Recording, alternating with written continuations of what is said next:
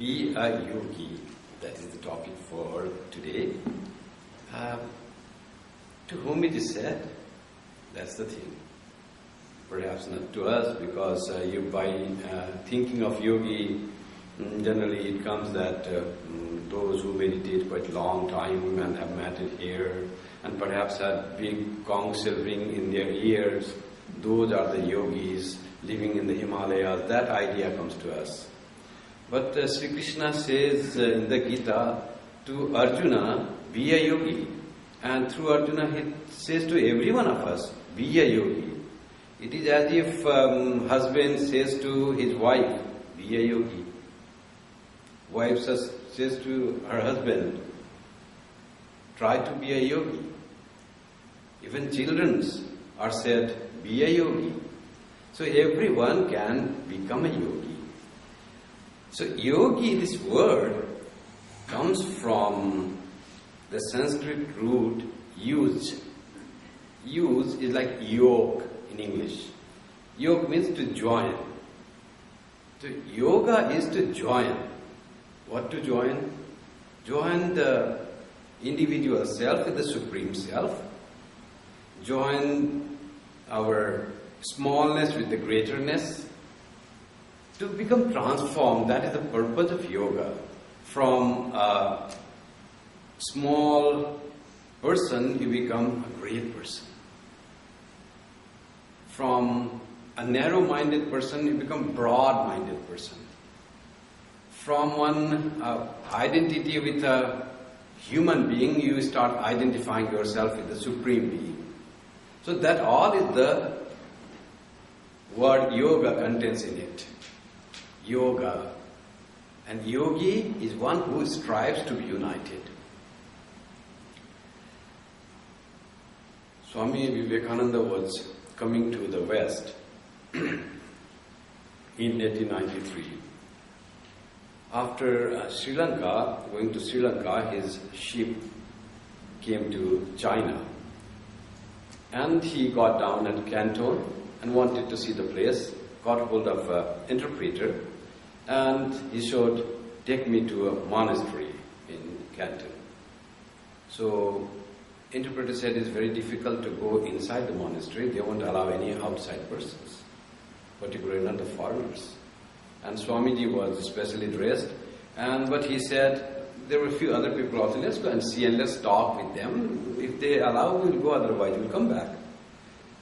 But the interpreter said it's very difficult, they are very ferocious, they sometimes beat. And if the people go there, they won't even talk. He said, don't worry, let us go. So Swamiji took all them towards the monastery in Canton, China. And when they had gone a little ahead, they found some people from the monastery coming with the clubs in their hand, ready to beat these people.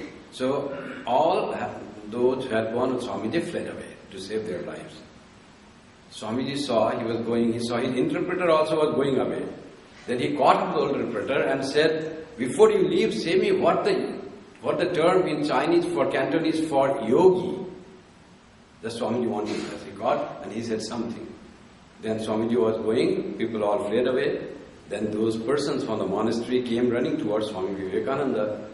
And Swami Vivekananda stood fearless at a place and introduced himself as Indian yogi in Cantonese. Whatever he has said is not mentioned in the book. As soon as they heard the word yogi, they all came and bowed down low before Swami Vivekananda. That respect those people had for the word yogi. And of course, when they saw Swami, they were in the presence of a Mahayogi. And they bowed down and they asked, Kavach. Swamiji said, what this Kavach is? So he felt that it must be like the amulet in Bengali, so that distorted term in Chinese, and how he could give Kavach? He didn't have anything to give like that. But he had to manage the situation. If he says he doesn't have Kavach, they may get angry. So what he did, he brought out from his pocket a paper and tore it into a few pieces, and each piece he wrote Om. And Om, the word Om, the highest manifestation of Brahman. And with his blessing, he he gave that to these people. They took with grace and reverence and went away. And they took Swami Vivekananda inside the monastery. Swamiji could see there the things, the old scripts, manuscripts written in old Bengali scripts. And he found many Bengali names who had gone to China. And he understood how India had so much close relation with China in the ancient times. And the prophets and the sages and saints came from India during Buddhist period. And they brought the Eastern wisdom and gave it to China. So he could feel that written in the old Bengali script, some scriptures were there, manuscript of the scriptures. So all this Swamiji could understand how this Eastern wisdom is spread to China. And this all could happen from the word yogi. He knew that yogi is so much revered. Swamiji once thought that one who meditates, when he was a child, he meditates, he grows long hair, because he saw that in the pictures drawn that yogis and sadhus have long hairs. Someone asked, how do they grow long hairs? Oh, they meditate a lot and they grow long hairs. So Swami Vivekananda also, as a small child, he also sat in meditation. And after a few minutes, he used to look how long his hair, whether it's growing or not. So that is the concept of yogi, that they will have long hair, matted hair, and living in the Himalayas, wearing this very ascetic, very living ascetic life, and a lot of powers they will have. Yogic powers, by which they can see a thing happening in a faraway place, which is not visible through human eyes. They can understand the mind of others. They can give spiritual knowledge to others. Those yogic powers, those yogis have. So that is our ordinary idea. And in fact, those powers come to a yogi. In Swami Vivekananda's life itself, we know how in the West he had those powers. He could tell to a person who came to him, he could just speak out his past lives and what is going on in his mind. Somebody challenged Swamiji, what you will know. And after hearing about his own self, he was so disturbed, he just ran away from there. And you know the story of that famous actress who came to Swamiji, and Swamiji told her about her past life, and she felt nobody knew this thing, no one other than me, how this person knows. And that interaction with Swamiji and instruction from him and blessing from Swamiji changed her life. So that yogic power is there. So who is a yogi? We all can become yogi. We don't have to grow big hairs, and we can just lead a normal life of a householder or a monk, whatever is there. Everyone has to be a yogi. That's what it is said. Householder has to be a yogi, monk has to be a yogi, a doctor has to be a yogi, a teacher has to be a yogi, a lawyer has to be a yogi. Everyone can become a yogi. And when one becomes yogi, then the fulfillment comes. That's what we seek. We seek to become yogi unknowingly. What is a yogi? Who is a yogi? Sri Krishna gave two definitions of yogi. One, he said, Samatvam yoga uchyate. He said, yoga is equanimity. Yogastha guru karmani sangam tyaktva dhananjaya. Siddha siddho samo bhutva samatvam yoga uchyate. When you are established in equanimity, then that is called yoga. Equanimity of what type? Equal attitude. In what? Siddhi and asiddhi. In success and failure, if you can make your mind equal, unperturbed, undisturbed, great success. People India got won the cricket victory, World Cup cricket victory. And we become elated, so happy, all Indians running with the flags and elated, whole of India jubilant at midnight. So that is elation. But inside, outside there may be expression, but inside there should be the calmness. And if defeat, then also that should be the same thing. If defeat, you cry and weep, that is not yoga. Yoga should be equanimity of your reaction in success and failure. Yogastha guru karmani, that's what Sri Krishna says. Do all your work by being established in yoga. Sangam tyaktva. O Dhananjaya, give up attachment. Why we change our mind? Why we become so sad? Why we become so elated? because of attachment, because of our desires. We want extremely the thing. We want victory. We don't want to lose. We forget that it's a game. Victory and defeat, one will be there. Either you'll win or you'll lose. So one has to be seen the thing as a sport, not as something that you have, something that changes your everything in life. Not that way. Though you can be happy. That's what in failure and success be equal. Don't be attached. See the thing in its right perspective. That's what he said. In everything, try to maintain equanimity. Samatvam is yoga, that he said. Balancing heat and cold. Try to endure those extreme things. People live. Oh, it's little cold, little winter, and you become so dejected and depressed. Oh, I cannot go out. What like? Good. Do treadmill, go with proper dress, you can do anything. But people getting depressed, it's minus 25, oh how many days it is snowing so much. That is not yoga, that is not samatva. Samatva will be trying to enjoy everything, the varieties of nature, the adversaries, everything similar. You go to the airport, there is where you are going to New York, there is storm and your flight cancelled. Oh, I had to go there, I have a meeting now, when I'll get flight, so much difficulty. You start all depressed to become at the airport. That is not yoga. Yoga is having a lot of courage and trying to be equal in all adverse situations. Samatvam yoga uchyate. When we are depressed, dejected, fearful, then we are not in yoga. We are not doing things, as Sri Krishna says, yogastha kuru karmani. Do all work established in yoga. Yoga is equanimity. Yoga is the calmness of the mind. Peace, peace, peace that we say. That is to invoke the yoga attitude in us. Be peaceful in every situation. Next definition Sri Krishna gives, very nice definition of yoga. He said, yoga karmashu kaushalam. Another he said. So yoga is finally that. It's the joining the Supreme Being. It is realization of God, knowledge of Brahman. That is the ultimate goal of yoga. But where will it start? It starts from karmashu kausalam. Wonderful. Nobody said that this is the spiritual practice. Working with efficiency. Efficiency in the work is yoga, O Arjuna. Sri Krishna said. Yoga karmashu kausalam in the 2nd chapter, verse 50. And what is that? We all work. Without work we cannot remain. So we have to be efficient in our work. So efficient, for being efficient, what we need to do? We need to have at least 3 things to do good work. One is we need to plan, program, and if possible, final picture in the mind. Rehearse the thing. So planning for doing the work. What I'm going to do? Any work. Any work. Going and coming to Vedanta Society, when you need to plan, I'll drive this way, I'll come and park car here, I'll come and sit there. I'll have all things in your mind, it should be there.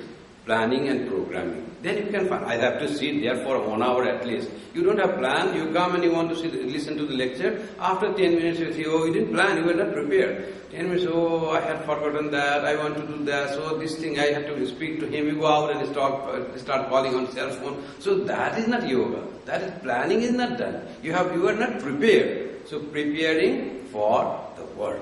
Everything. My speaking is work, your listening is the work. Your cooking is the work, your going to the office is the work, everything is work. So first thing to become efficient in the work is planning. The next thing is, planning will not work, mere planning. Then after that planning, it has to be executed. Work hard to execute your plan and program. That is also very important. Sometimes we just plan and we are not prepared to execute that plan. So, without hard work, no efficiency can be produced in the work. It will not be yoga. So, there has to be hard work. They say if you don't really work and just think while you're planning the thing will be done, it will be like saying daydreaming. And beautiful verses there. A lion was sleeping and he thought himself to be a yogi. And I am a yogi, so food will come to me. So he thought that. And he was lying that deer will come and eat. And one person was going, saw lion eating, and he had could speak with lion and said, "What happened? Why are you sleeping? Not gone for hunting?" He said, "No, I am in yoga. Deer will come to me and I will eat them." Then that poet said, "No, udyame nahi siddhyanti karyani na manoratai." All work is done by udyama, by hard work. No work is ever successful without functioning, without hard work, without just planning. Manoratha means planning. Udyamena hi siddhyanti karyani na manoratha. Not with mere planning, but with execution. Nahi suptasya singhasya pravishanti mukhe mriga. You will have to starve in that yoga. No deer will come to go inside your mouth, oh dear lion, he said. So, one has to practice hard. And the third thing for when we want to be efficient in our work is we need to be very orderly, organized and very orderly in the work. So, to become orderly in the work is, we have to keep the things where they are. The third point is, you can say, the excellence. Excellence, and this excellence comes with three things.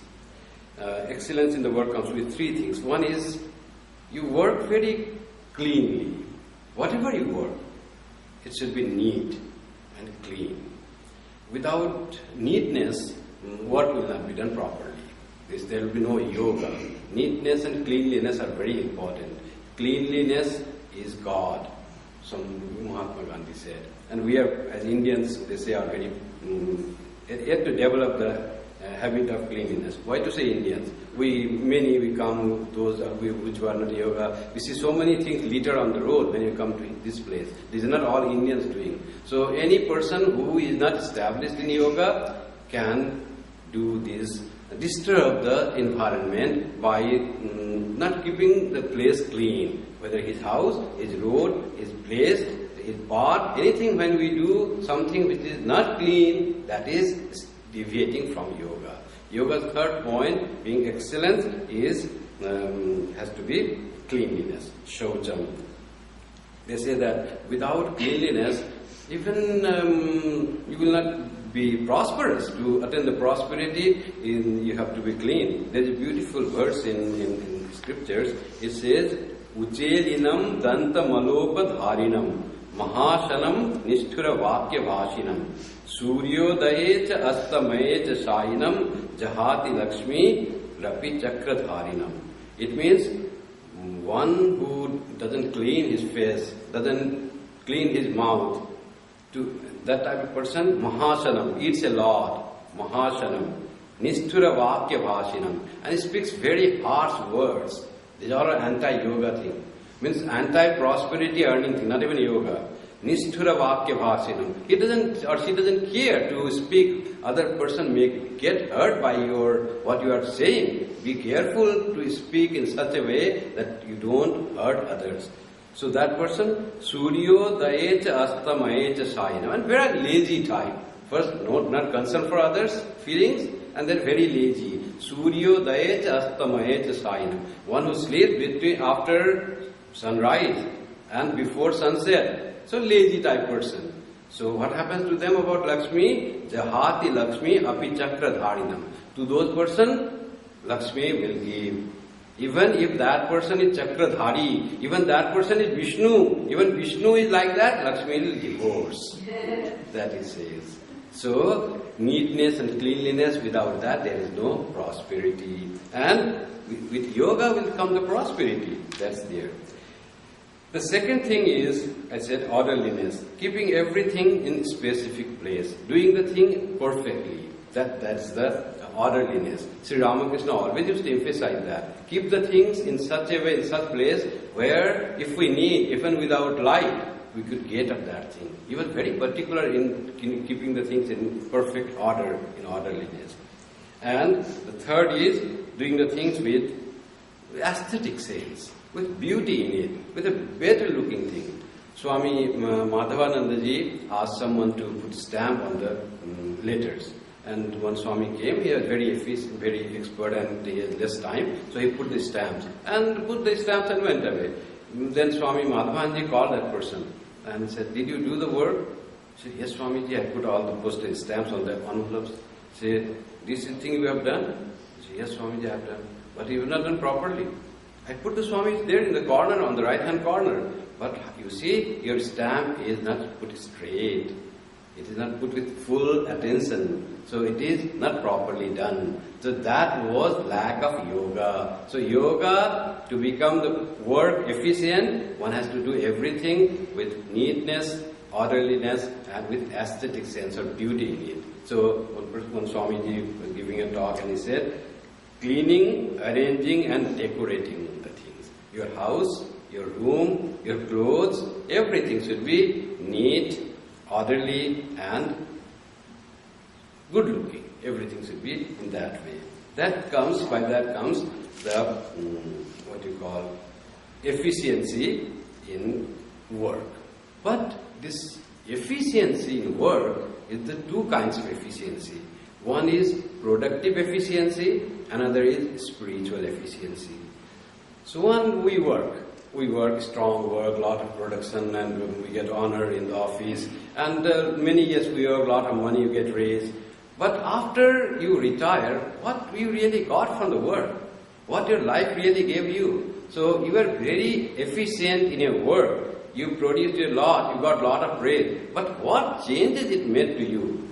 Did it make any spiritual effect in yourself? Was there any inner transformation in yourself? So this thing is important. Work efficiency should be not only in the productive side, also should be on the personal side, on your own inner being. Then it becomes yoga actually. Efficiency in work means it has to be productive efficiency and also spiritual efficiency.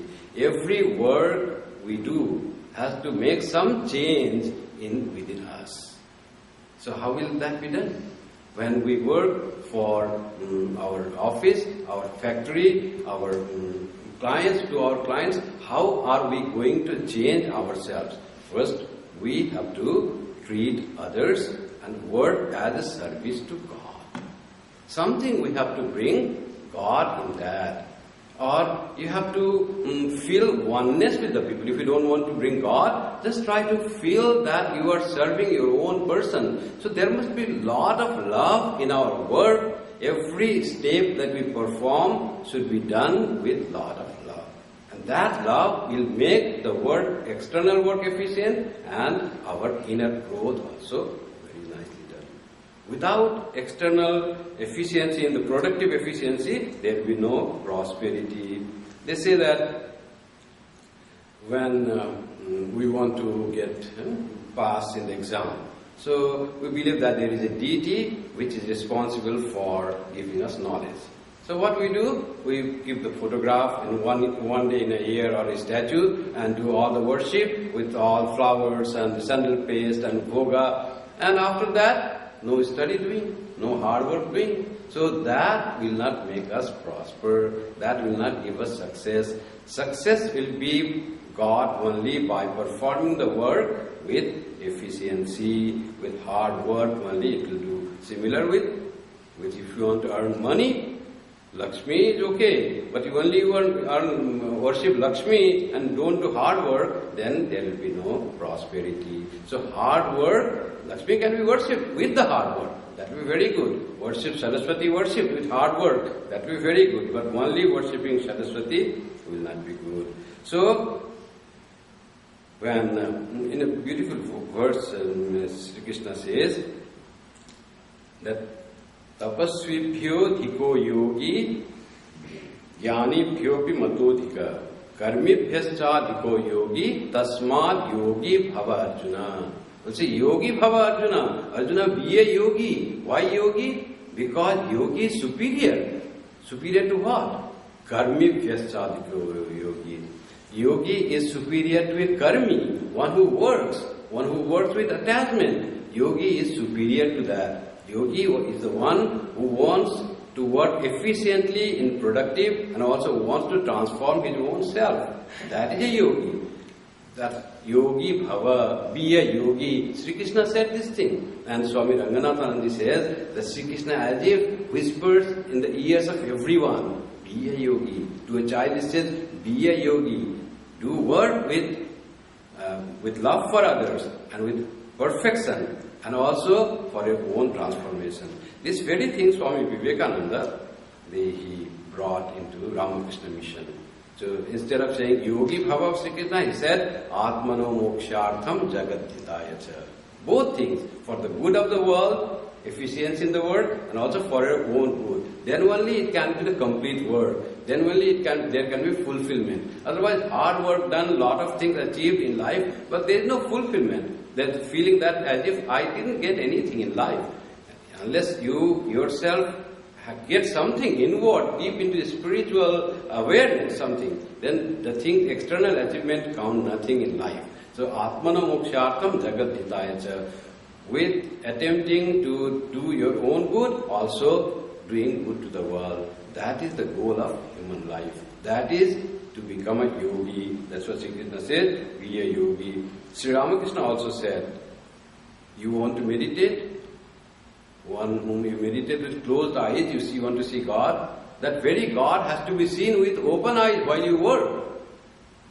Then you will be a perfect person. You only meditate and with closed eyes, that is not perfect. See God with open eyes at the time of work and with eyes closed at the time of meditation. That's what Sri Ramakrishna, that's there. And he said, tapasvibhyo dhiko yogi.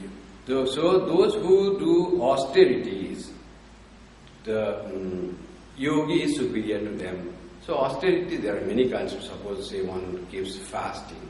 So that is doing something. Because fasting on Ekadasi or fasting on other fasting days, on Roja it fast for 1 month.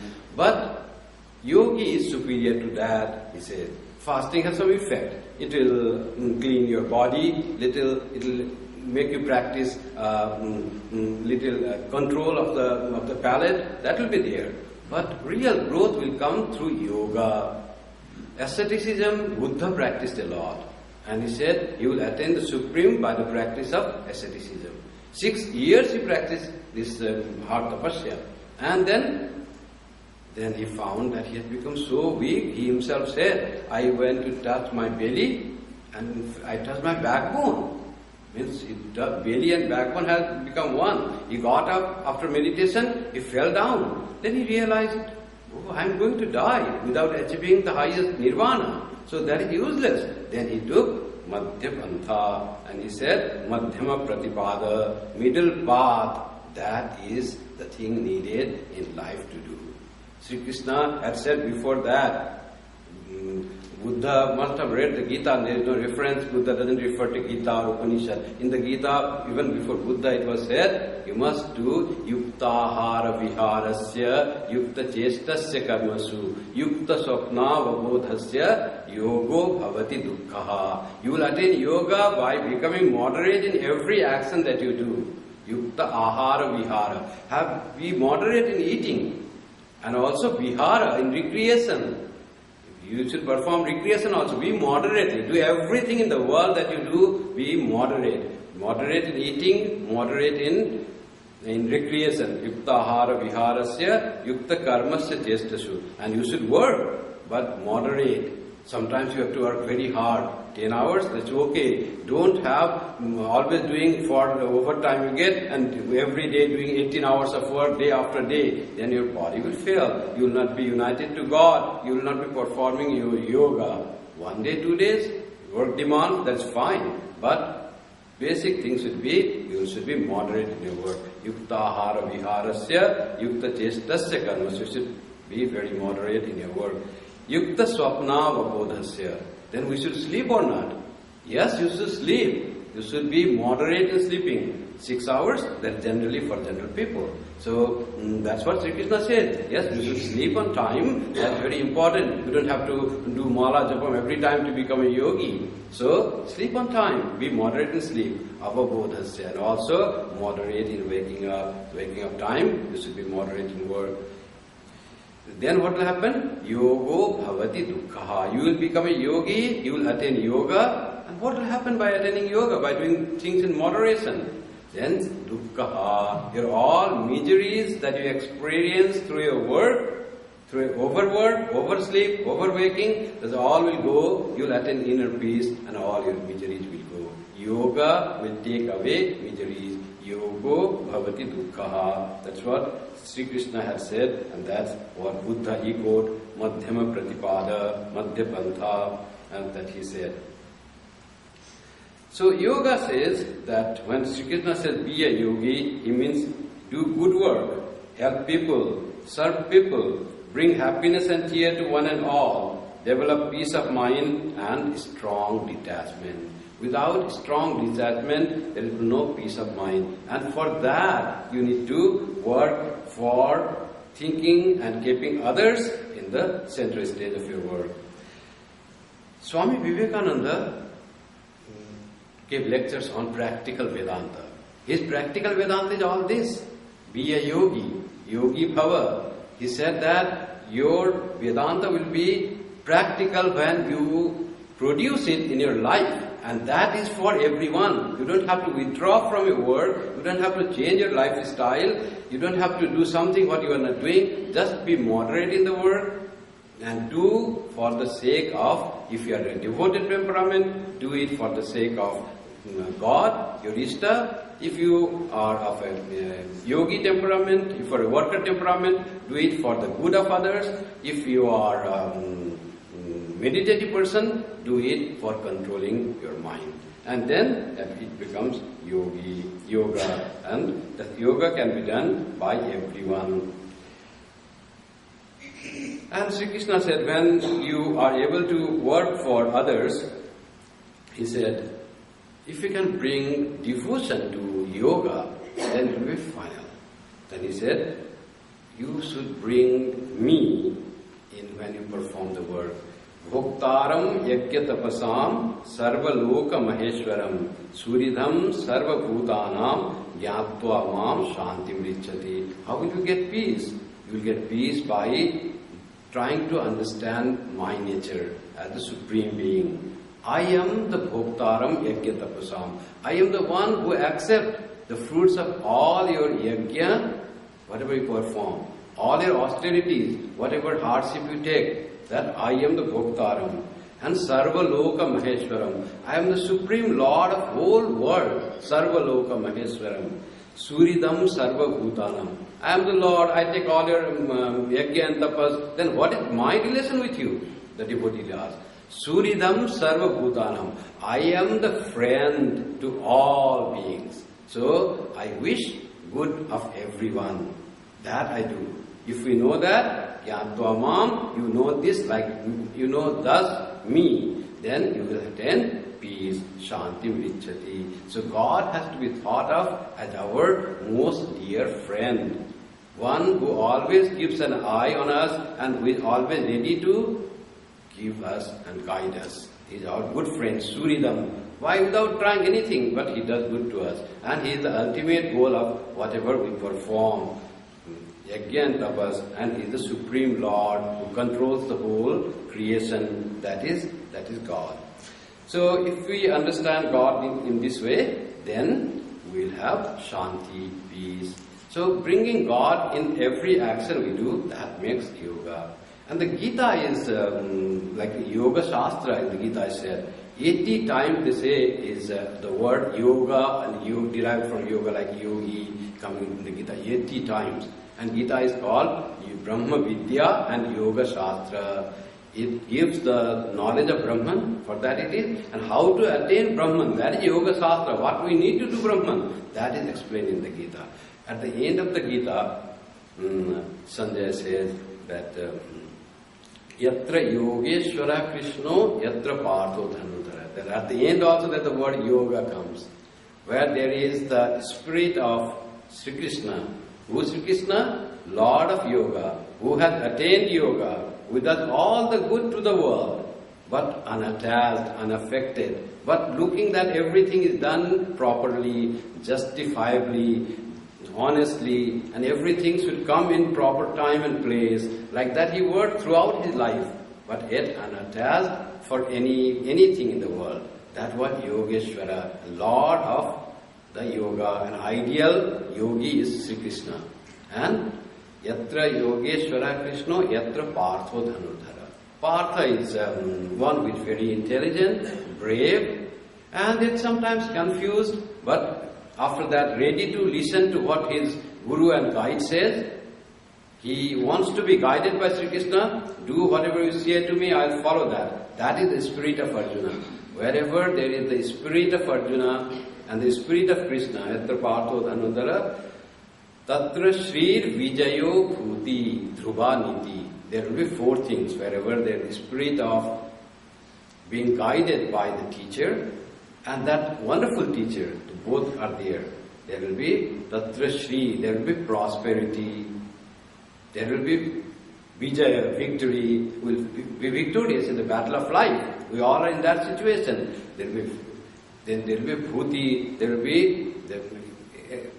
will be goodwill everywhere, Bhuti, the external goodness everywhere, and Dhruva Niti, there will be permanent lawfulness, Dhruva Niti, that is my idea, Sanjay said at the end. So, Sri Krishna always guides us to do this wonderfully, yogi, and he says, Yogi Bhava, O Arjuna, be a yogi, perform all actions, do everything that you're going to do in life, in a very moderate way, in a perfect way, with efficiency, but at looking yourself as a devotee of God, doing for my sake, do the things for my sake, Sri Krishna says to Arjuna, and be an agent, like you do on my behalf the work, because I am the real doer. God does everything. Treat yourself as the agent of God and perform work. Don't think yourself